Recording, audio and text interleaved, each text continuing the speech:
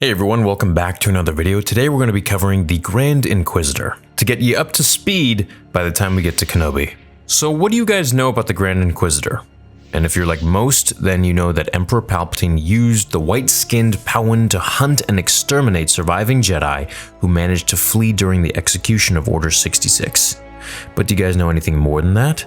If we take a deeper look, you might be surprised to find that the Grand Inquisitor's life and legacy is far more interesting than you might have first guessed. After turning to the dark side and accepting his role as a killer in Palpatine's New Order, the Grand Inquisitor's original name became lost. To his brothers and sisters, and to his commander, Darth Vader, the white-skinned Force adept was simply known by his title, Grand Inquisitor. But there was a time, long before Darth Sidious sunk his talons into the Pau'an boy, that he went by a different name. And his life at that point was far different. Although we can't be sure about the Inquisitor's home world, we can make a few guesses about it. Since we know that the Dark Jedi was a Pau'an, we know that he likely came from Utapau, a relatively easy to inhabit Outer Rim world in the Western Reaches. The planet was famously the site of the great duel between the Separatist leader General Grievous and Jedi Master Obi-Wan Kenobi. It was the death of the general in the mines of Utapau that largely marked the end of the Clone Wars.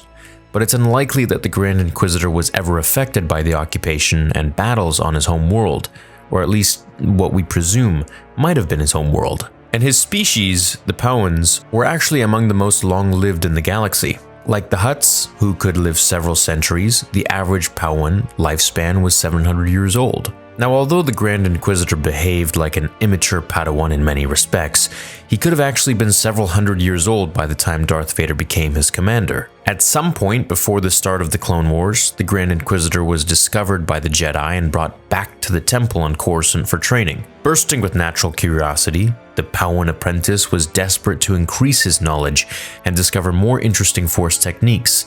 But much like Anakin, the Grand Inquisitor felt that his superiors in the temple were keeping the most important lore for themselves. Quite often, the Grand Inquisitor would visit the Jedi library, and after finally locating the archive that he wanted to read, he would be stopped by Jocasta Nu, the Order's head librarian. Instead of inspiring the Jedi to focus on peace or patience, these constant rejections built resentment within his heart. It was that very emotion that Darth Sidious targeted when he lured the Grand Inquisitor to the dark side, sometime before Darth Vader returned from building his new Crimson lightsaber. Along with a handful of other Jedi, the Grand Inquisitor became the Emperor's most powerful unit for dealing with light side Force users around the galaxy. Although the Grand Inquisitor was never actually a proper Sith, since there could have been only two, for the Inquisitors, the distinction between the two was trivial at most. The very first time the Grand Inquisitor encountered Darth Vader, he unfurled his double-bladed spinning lightsaber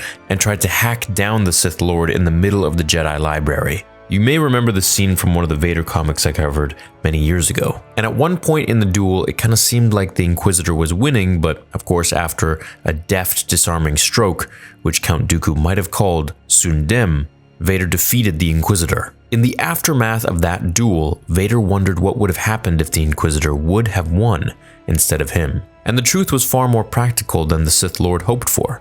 The Inquisitor would have likely ascended and taken Skywalker's place as Palpatine's apprentice. This realization, for Vader at least, cemented the fact that the distinction between Sith and Dark Jedi could often be ascribed to one's personal power, as opposed to an outright philosophical difference. And the Inquisitor, for his part, likely sensed the same.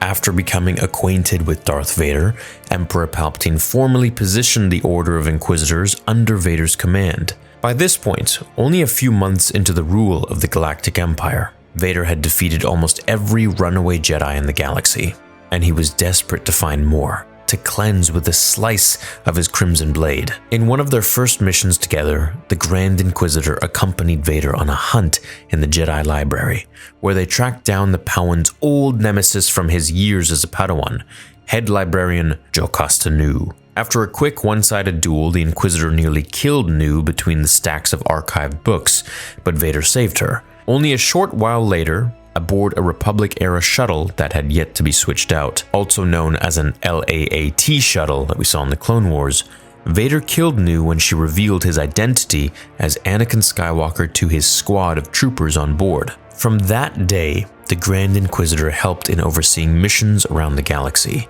Even as the number of Jedi thinned, the Inquisitor assisted, directly or with logistics, in campaigns against the King of Mon Cala, the kidnapping of Master Eth-Koth's child, and many more. But it was in a final campaign when tracking down a runaway Jedi known as Kanan Jarrus in the Outer Rim that the Grand Inquisitor ultimately died in service to Vader. Sadly, that wouldn't be the end for the former Jedi. When Vader discovered that the Grand Inquisitor had fallen, he used the secret Sith lore he had acquired from Palpatine and Darth Momin to transform the Inquisitor's spirit into a powerful phantom. Vader then cursed the Inquisitor and bound his soul to a distant Jedi holding on the storm-covered world of Tempest. In later years, when searching for a new lightsaber after losing his own in a duel with Vader in Cloud City, Luke Skywalker walked through the front doors of that Jedi outpost on Tempest.